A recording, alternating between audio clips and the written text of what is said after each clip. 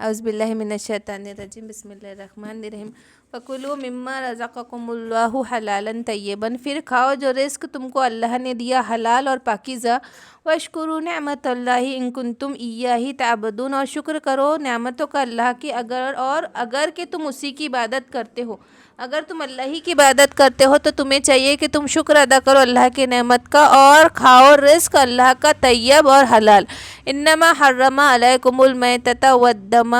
اور کہ حرام کیا گیا تم پر مردار، والدم لہو ولحم الخنزیر، اور سور کا گوشت، وما احل لغیر اللہ بہ،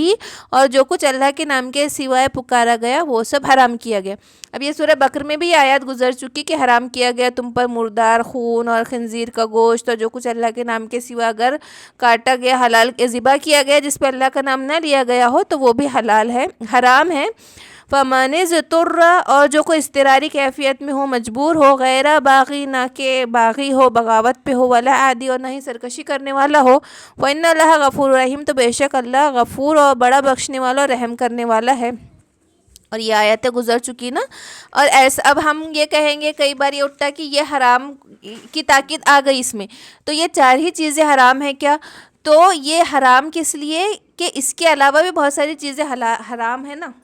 شراب ہے، جوا ہے، دوسری باتیں بھی، لیکن یہاں پہ جو مشرکین تھے ان کو تنبیہ کرنا ضروری تھا یہاں پہ۔ وَلَا تَقُولُوا لِمَا تَصِفُ أَلْسِنَتُكُمْ، اور نہ تم کہو اور جھوٹ اپنی زبانوں کو، أَلْسِنَتُكُمُ الْكَذِبَ، تم بنا لیتے ہو جھوٹ اپنی زبانوں سے، ھذا حلال و ھذا حرام، کہ یہ حلال ہے وہ حرام ہے، لتفتروا علی اللہ الکذب، کیا تم اللہ پہ جھوٹا افطرا باندھتے ہو، جھوٹ باندھتے ہو، بہتان باندھتے ہو۔ تو اللہ نے، اللہ کی حکومت، اللہ کی شریعت میں اللہ فیصلہ کرے گا نا کہ کیا حلال ہے اور کیا حرام ہے، لیکن کہ ان لوگوں نے کیا کیے تھے یہود و نصارہ نے، کہ اپنے دل سے کوئی چیزیں حرام کر دی، اپنے دل سے کوئی چیزیں حلال کر دی۔ تو یہاں وہ بات فرمایا جا رہا ہے کہ تم اپنی زبانوں سے کیسے کہہ سکتے ہو کہ یہ حلال ہے وہ حرام ہے، تم اللہ پہ کیسے جھوٹ باندھ سکتے ہو، کیسے افطرا باندھ سکتے ہو؟ اللہ کی مرضی ہے، اس کی حکومت ہے، اس کی بادشاہت ہے، وہ جس کو چاہے حلال کرے، جس کو چاہے حرام کرے۔ ان الذین یفترون علی اللہ الکذب، اور جو لوگ باندھتے اللہ پہ جھوٹ، افطرا، لا یفلحون، فلاح نہیں پانے والے کبھی بھی۔ متاع قلیل، تو یہ جو فائدہ وہ حاصل کر رہے یہ سب چیزوں سے وہ بہت تھوڑا ہے، وَلَهُمْ عَذَابٌ أَلِيمٌ، اور آخرت میں ان کو کس سے دوچار ہونا پڑے گا؟ دردناک عذاب سے۔ کہ دنیا میں تو وہ اپنے فائدے کے لیے کسی کو حرام، کسی کو اپنے فائدے کے لیے کر رہے نا، ان کو کوئی شریعت سے لینا دینا تو نہ تھا، لیکن کہ اپنے فائدے کے لیے وہ یہ سب کر رہے تھے، تو یہ جو فائدہ وہ حاصل کر رہے وہ تھوڑا ہے، اور ان کے لیے آخرت میں اس کے بدلے میں دردناک عذاب ہے۔ وَعَلَى اللَّهِ الَّذِينَ هَادُوا حَرَّمْنَا، اور وہ لوگ جو یہودی ہے، حرمنا، ہم نے حرام کیا، ما قصصنا علیک من قبل، جو ہم بیان کر چکے ہیں آپ پر اس سے پہلے، وما ظلمناہم، اور ہم نے نہیں ظلم کیا ان پر، ولکن کانوا انفسہم یظلمون، بلکہ وہ اپنے آپ پر ہی ظلم کرتے تھے۔ کہ یہودیوں نے کئی چیزیں اپنے دل سے گھڑ لی تھی، کسی کو حرام کہہ دیا، کسی کو حلال اپنے اوپر کر لیا، کسی جو حلال بھی اللہ کی طرف سے اس کو بھی اپنے اوپر وہ حرام کر لیتے تھے۔ تو یہاں وہی بتایا جا رہا ہے کہ جو ہم نے یہودیوں پر حرام کیا وہ تو ہم نے بتا دیا۔ اب کیا چیز تھی وہ؟ صرف یہودیوں کے قوم پر وہ چیز، صرف وہ ہفتے کے دن شکار نہیں کرنا، وہی چیز تھی۔ اس کے علاوہ انہوں نے اپنے دلوں سے جو گھڑ لیا تھا کہ کیا ہے حرام، کیا یہ بات کس کی طرف اشارہ ہے؟ کہ جو ہفتے کے دن مچھلی نہیں پکڑنا تھا، مچھلی کے شکار کی ممانعت تھی، بس وہی بات۔ اور انہوں نے ہم نے ظلم نہیں کیا، بلکہ وہ اپنے تئیں ظلم کرتے تھے، اپنے آپ پہ ظلم کرتے تھے۔ ثم ان ربک للذین آمنوا، پھر بے شک آپ کا رب، للذین آمنوا، وہ لوگ جو عمل کرتے ہیں، سوء بجہالتی، برائی کا اور جہالت کا، نادانی کا، ثم تابوا من بعد ذلک، اور جو اس کے بعد توبہ کرتا ہے، واصلحوا، اور صلح کرتا ہے، اپنے آپ کو سنوار لیتا ہے، بچا لیتا ہے، اصلاح کر لیتا ہے اپنی، ان ربک من بعدها لغفور رحیم، تو بے شک آپ کا رب اس کے بعد غفور الرحیم ہے، بخشنے والا، رحم کرنے والا ہے۔ کہ وہ لوگ جنہوں نے برے عمل کیے جہالت میں، اور اس کے بعد پھر ان کو احساس ہوا اور انہوں نے توبہ کر دی اور اپنے آپ کی اصلاح کر لی، تو اللہ تو پھر غفور الرحیم ہے، بخشنے والا ہے۔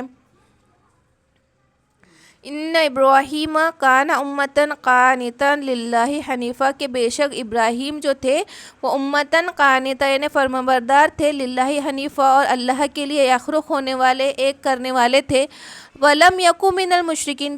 کہ وہ مشرک تو نہیں تھے، وہ مشرکوں میں سے نہیں تھے، کہ یہودی اکثر کہا کرتے تھے کہ ہم ابراہیم علیہ السلام کے دین پر ہیں. تو یہاں پہ یہی فرمایا جا رہا ہے ابراہیم علیہ السلام کے بارے میں کہ وہ تو فرمانبردار بندہ تھا اللہ کا، اور ان کا دین حنیفہ. ہر بار آتا نا اللہ ابراہیم علیہ السلام کے لیے اسپیسیفک یہ بات آتی ہے کہ دین حنیفہ ایک کرنے والا، یخرق کرنے والا دین ہے ابراہیم علیہ السلام کا. اور ابراہیم علیہ السلام نے تو کسی پہ شرک نہیں کیا، کسی اللہ کے ساتھ کبھی شرک نہیں کیا، جو تم دعویٰ کرتے ہو کہ تم ابراہیم علیہ السلام کے دین پر ہو. تو ابراہیم علیہ السلام تو مشرک نہ تھے. شاکر لانعمہ، کہ وہ شاکر تھا، حق ماننے والا تھا جو نعمت اللہ نے دی. اجتباہ وحداہ علی صراط مستقیم، کہ اجتبا یعنی مجتبا یعنی چنا ہوا، اجتباہ چن لیا گیا تھا اس کو، وحداہ اور ہدایت دی گئی، الی صراط مستقیم صراط مستقیم کی طرف.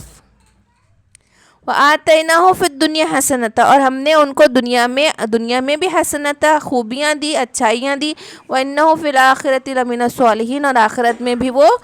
صالحین میں سے ہوں گے، نیکوکاروں میں سے ہوں گے. ثم اوحینا الیک ان اتبع ملت ابراہیم حنیفا، پھر ہم نے وحی کی آپ کی طرف کہ اتباع کرو ابراہیم کے ملت کی، ابراہیم کے دین کی. حنیفہ جو ہے یخرق، یا ایک طرف ایک رخ والا جو ہے، ایک کرنے والا جو دین ہے ابراہیم کا، ہم نے آپ کی طرف وحی کی کہ ابراہیم کے دین کی اتباع کرو آپ صلی اللہ علیہ وسلم کی طرف. وما کان من المشرکین، کہ وہ مشرکوں میں سے نہیں تھا. بار بار یہ تنبیہ دی جا رہی ہے کہ یہود جو بار بار دعویٰ کرتے ہیں تو بار بار ان کو تنبیہ کی جا رہی کہ تم نے تو شرک کر لیا، لیکن جو تم ابراہیم علیہ السلام کے ایک دین ہونے کا دعویٰ کرتے ہو تو وہ تو مشرک نہ تھے. انما جعلوا السبت، کہ مقرر کیا گیا تھا ہفتے کے دن، علی الذین اختلفوا فیہ، پھر انہوں نے اس میں اختلاف کیا. تو یہاں پہ وہی بات ہو رہی ہے مچھلی کے شکار کی ممانعت کی، کہ ہفتے کا دن کے لیے مقرر کیا گیا تھا لیکن انہوں نے اس کی مخالفت کی. وَإِنَّ رَبَّكَ لَيَحْكُمُ بَيْنَهُمْ يَوْمَ الْقِيَامَةِ، کہ بے شک آپ کا رب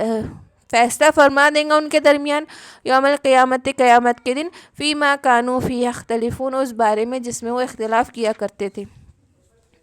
ادعو الی سبیلی ربک بالحکمت، اور ادعو بلاؤ پکارو الی سبیلی ربک، آپ کے رب کے راستے کی طرف، بالحکمت والموعظۃ الحسنہ وجادلہم باللتی ہی احسن،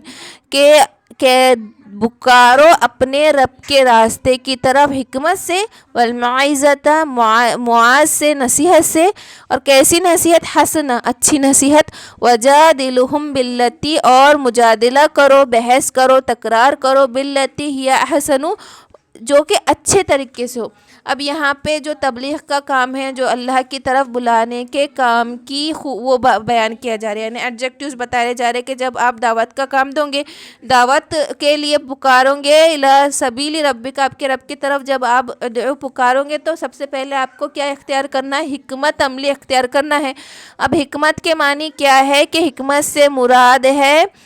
درست کلام جو انسان کے دل میں اتر جائے. حکمت والی بات ہم کہتے ہیں نا کتنی حکمت عملی. حکمت کیا ہے؟ کہ درست بات، ایسی بات، ایسا کلام جو دل میں اتر جائے. حکمت سے مراد وہ بصیرت ہے جس کے ذریعے انسان مقتضیات احوال کو معلوم کر کے اس کے مناسب قیام کرے، یعنی کیا حال احوال چل رہا ہے اس کو جانے، اس کو سمجھے اور اس احوال کے مطابق بات کرے. وقت اور موقع ایسا تلاش کرے کہ مخاطب پر بار نہ ہو، کہ ہم جس سے بات کر رہے ہیں اس کو کوئی تکلیف نہ ہو. نرمی کی جگہ نرمی، سختی کی جگہ سختی اختیار کرے، جہاں یہ سمجھے کہ صراحتاً کہنے میں مخاطب کو شرمندگی ہوں گی. یعنی ڈائریکٹ اگر ہم کسی سے کوئی بات کر دے، کوئی ٹوک کر دے تو اس کو شرمندگی ہوں گی، تو اشارے میں کلام کرنا، اور ایسا عنوان اختیار کر کے مخاطب کو نہ شرمندگی ہو، نہ اس کے اور نہ اس کے دل میں اپنے خیال پر جمنے کا تعصب پیدا ہو.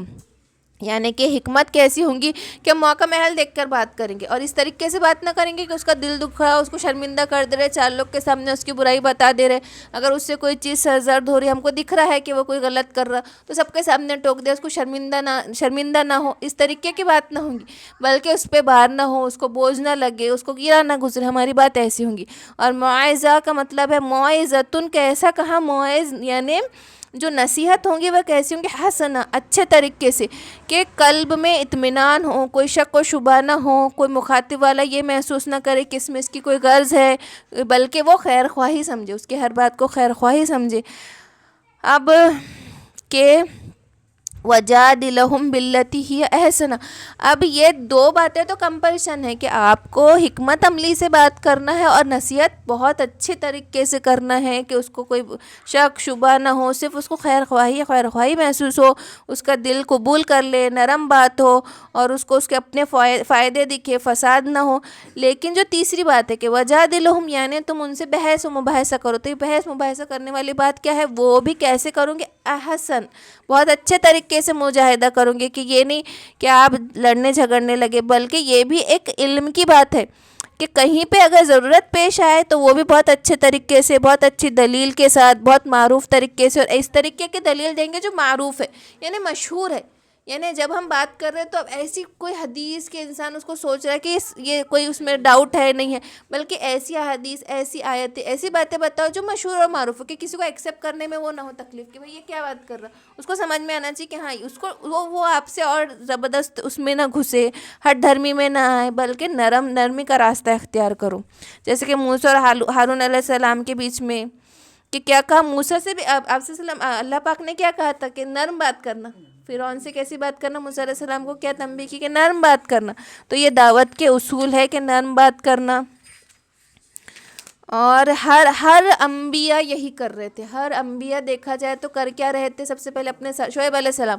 لوط علیہ السلام، کیا ہے اپنے سرداروں کے پاس کیا کہا؟ اپنے سرداروں سے کہا کہ تم ایک دین کی طرف آ جاؤ، تو وہ پھر اپوز کرتے، وہ کرتے۔ تو ہر ایک نے یہ دعوت دی حکمت کے ساتھ، معزت کے ساتھ، اور جہاں تکرار کی بات ہے، جیسے ابراہیم علیہ السلام نے کتنی پیاری ان کی وہ مناظرہ ہوا تھا پورے قوم کے سامنے، پھر بعد میں نمرود کے سامنے، موسیٰ علیہ السلام کا جو فرعون کے سامنے ہوا تھا وہ بات نصیحت، پھر اس نے وہ تو مانا نہیں، لیکن یہ ہر انبیاء کا کام تھا، یہ ہر انبیاء کو یہ کام سونپا گیا، آپ صلی اللہ علیہ وسلم بھی یہی کر رہے تھے، اور آج بھی ہمارا یہی کام ہوگا،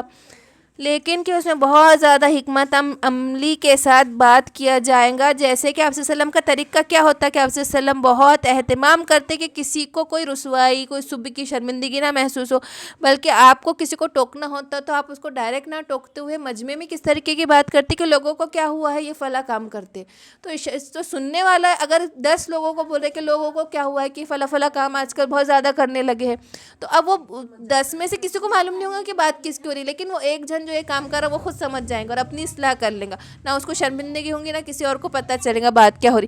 اور کئی بار تو یہ ہے کہ اس طریقے سے مخاطب کرنا کہ اپنے جو کمی دوسروں میں اس کو اپنے اندر بیان کر کے بتانا کہ میرے اندر یہ کمی ہے، جیسے کہ سورہ یاسین میں انہوں نے کیا کہا تھا، وَمَا لِيَ لَا أَعْبُدُ الَّذِي، کہ مجھے کیا ہوا ہے کہ میں نہ عبادت کروں، کہ مجھ پہ اللہ نے اتنا احسان کیا، مجھے دنیا بھر کی نعمتیں دی، تو مجھے کیا ہوا ہے کہ میں عبادت نہ کروں، کہ دوسروں کو کمی نہ کرتے، اپنے اندر میں وہ خامی بتا کر بتانے کہ مجھے کیا ہوا ہے کہ میں نماز نہ پڑھوں، میری صحت اچھی ہے، کیا ہوا ہے ذرا سی ٹھنڈی پڑ رہی تو مجھے کیا ہوا ہے کہ میں فجر نہ پڑھوں، اپنے اندر وہ خامی بتا کے دوسروں کی اصلاح کر دینا۔ تو اس طریقے کے یہ دعوت کے کام ہوں گے، اور سامنے والوں کو سب سے پہلے تو بہت اچھے سے نرمی سے، اگر کوئی بڑے رعب والا، کوئی جو کیا بولنا چاہیے، کوئی حیثیت والا انسان ہے، اس کو اسے حیثیت سے عزت دے کے بات کرنا، جیسے کہ آپ صلی اللہ علیہ وسلم نے جب ہرقل کو شاہ روم جو بادشاہ تھا اس کو خط لکھا تو اس کو مخاطب کیا اے عظیم الروم، یعنی اے روم کے عظیم بادشاہ، تو تاکہ اس کو بھی قدر و منزلت محسوس ہو کہ سامنے والے کو اس کی حیثیت کے مطابق آپ اس کی ویسی عزت دو، اور تو اس کا پہلے سے دل نرم ہو جائے گا، جب ہم اس کو عزت دے کر اس کی قدر و منزلت کر کے اس کو اس کی حیثیت کے مطابق اس کی وہ کر کے دیں گے تو اپنے آپ اس کو ایکسیپٹ کرنے کے لیے تیار رہیں گا، وہ پہلے اس کا دل نرم ہو جائے گا، خوش ہو جائے گا، تو آپ کی اگلی بات سننے کے لیے آٹومیٹکلی تیار رہیں گا۔ امام غزالی نے فرمایا جس طرح شراب ام الخبائث ہے کہ خود بھی بڑا گناہ ہے اور دوسرے بڑے بڑے جسمانی گناہوں کا بھی ذریعہ ہے، اسی طرح بحث و مباحثہ میں جب مقصد کیا بن جائے غلبہ پانا تو وہ بھی ام الخبائث ہو جائے گا، کہ ہمارا مقصد کیا ہے بحث کر کے کہ میں جیت جاؤں۔ کئی بار بحث ہو رہی، بھائی علم کی بات ہو رہی ہے، علم کا چرچا کر رہے، کوئی اختلاف ہو گیا اور ہمارا مقصد سامنے والے کی اصلاح کرنا نہیں بلکہ میں جیت جاؤں، تو یہ بحث و مباحثہ ام الخبائث شراب کے جیسا نقصان پہنچائے گا کہ وہ پورے سامنے والے کی بات اصلاح تو چھوڑو، اس میں کیا کیا آ جائیں گا، حسد، بغض، تکبر، غیبت، دوسروں کی عیب ڈھونڈنا، اس کی برائی پہ خوش ہونا، اس کی بھلائی سے رنجیدہ ہونا، سب آ جائے گا۔ یعنی ہم اس میں اصلاح تو نہیں کریں گے بحث میں، ہمارے اندر اپنے آپ انا آ جائیں گی، بڑا خود کو ثابت کرنے کا، جیت گئے تو تکبر آ جائیں گا، سامنے والے کے دل لیے بغض آ جائیں گا، اس کی برائی ہم گنانا شروع کر دیں گے، پھر وہ اس کی پرسنل باتیں بھی انوالو ہو جائیں گی، اس کی غیبت بھی ہو جائیں گی. تو جب بحث و مباحثہ اس لیول پہ چلا جائے تو شراب کے برابر ہو جائیں گا کہ وہ جڑ بن جائیں گا پورے برائی کی. تو آج کل یہ ہو گیا ہے کہ دست تو گریباں ہو جا رہے ہیں کہ اصلاح تو دور کی بات ہے، بحث و مباحثے میں گالی گلوچ ہر طرح کی بری بات شامل ہو جا رہی ہے، اور وہ دعوت کا کام تو رہ جا رہا لیکن وہی ہو جا رہا، ہم تم سے برتر ہے، ہم تم سے بہتر ہے، تم ادنا ہم برتر، یہ والی باتیں زیادہ ہو گئی ہے. ان ربک ہوا عالم بمن ضل، اور بے شک آپ کا رب وہ زیادہ جانتا ہے، بمن ضل کہ کون ضلالت پر ہے، کون گمراہ ہے، عن سبیلی اس کے راستے سے، وہوا اعلم بالمہتدین، اور وہ یہ بھی جانتا ہے کہ کون ہدایت پر ہے، کون گمراہ ہے، وہ زیادہ جانتا ہے. وَإِنْ عَاقَبْتُمْ فَعَاقِبُوا بِمِثْلِ ما عوقبتم، اور اگر تم بدلہ لو تو بدلہ لو اسی کے مثل جو تم کو تکلیف پہنچی. وَإِنْ عَاقَبْتُمْ، اگر تم بدلہ لینے لگو، فَعَاقِبُوا، تو بدلہ لو، بِمِثْلِ اتنا ہی، ما عوقبتم، جتنی کہ تم کو تکلیف پہنچی، بھی اس سے، یعنی بدلہ میں برابری سرابری، جتنا سامنے والے نے تکلیف پہنچا ہے تم کو اسی کے مثل پہنچانا ہے. وَلَئِن صَبَرْتُمْ لَهُوَ خَيْرٌ لِلصَّابِرِينَ، اگر تم صبر کر لو تو تمہارے لیے بہتر ہے. کہ اگر کسی نے کوئی تکلیف پہنچا دی، کوئی نقصان پہنچا دیا، تو آپ برابری سرابری کا معاملہ کر سکتے لیکن اس سے بڑھ نہیں سکتے، نہیں تو آپ ہی ظالم ہو جاؤں گے کہ جتنا کیا اتنا ہی اسی کے مثل آپ کو بدلہ لینا ہے. اور اگر اس بدلے سے رک کر اگر ہم صبر کر لے تو بہتر. اب صبر کرنے والا کون ہوگا؟ جو اس کا اختیار ہے، اختیار ہی نہیں تھا تو اب اس کو تو منہ بند کر کے مجبور بیٹھا ہے. تو اس میں کون کے اختیار تھا پورا لینے کا، پورا اختیار تھا کہ وہ بدلہ لے، کسی نے نقصان پہنچا تو اس کے برابر نقصان پہنچا دے، لیکن وہ درگزر کر دے، صبر کر دے تو بہتر ہے تمہارے لیے. وَاصْبِرْ، اور صبر کر، وَمَا صَبْرُكَ إِلَّا بِاللَّهِ، کہ صبر تیرا کس کے لیے؟ اللہ کے لیے. کہ صبر کر کے تم کس کے لیے صبر کرو گے؟ اللہ کے لیے کروں گے. وَلَا تَحْزَنْ، اور غم نہ کرو، عَلَيْهِمْ اس پر، وَلَا تَكُوا فِي ضَيْقٍ مِّمَّا يَمْكُرُونَ، اور آپ صلی اللہ علیہ وسلم کے لیے یہ سب چیزیں ہیں، ہمارے لیے بھی، کہ جو فریب کرنے والے ہیں ان کے لیے غم نہ کرو، جو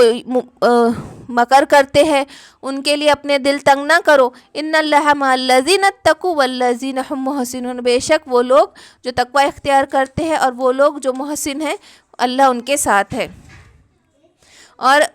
ابن حیان کا جب موت کا وقت قریب آیا تو عزیزوں نے درخواست کیا کہ ہمیں کچھ وصیت فرمائے، تو انہوں نے کہا تو وصیت تو لوگ اموال کی کیا کرتے ہیں، لیکن میرے پاس اللہ کی یہ جو خصوصاً یہ آیت ہے سورہ نحل کی، انہوں نے یہ آیت وصیت فرمائی مرتے وقت اپنے وارثوں کو، یہ آیت وصیت فرمائی، یہ دعوت کی اور یہ صبر کی دعوت کی. الحمدللہ ہمارا یہاں پہ ختم ہوا، مکمل ہوا سورہ نحل.